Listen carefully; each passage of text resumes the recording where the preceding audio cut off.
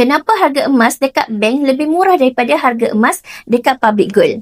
Okey, soalan Fiza akan jawab dengan 8 sebab yang telah disenaraikan oleh mentor Fiza, Tuan Muhammad Zulkifli Syafiee, dekat dalam blog beliau. Okey, yang pertama, kalau kita beli emas sekadar nak tengok nombor, beli emas dekat bank lebih baik. Tapi kalau kita nak beli emas fizikal, public gold tu jauh lebih baik.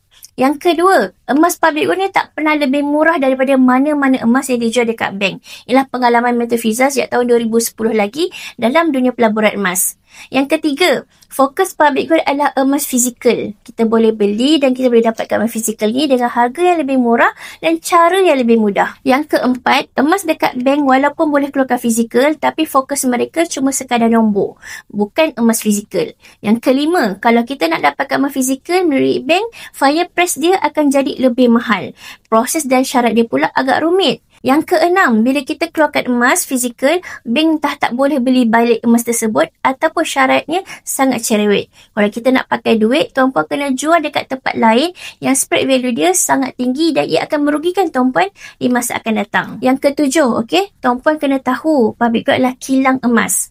Bisnes public gold adalah bisnes emas. Sebaliknya, bank bukanlah pengeluar emas. Core bisnes bank bukanlah emas tapi jual hutang. Dan yang terakhir, siapa yang nak labur dalam emas fizikal, memang public gold adalah syarikat yang terbaik. Tapi kalau kita nak labur dalam emas hanya sekadar nak tengok harga turun naik macam saham, public gold bukanlah platform yang terbaik.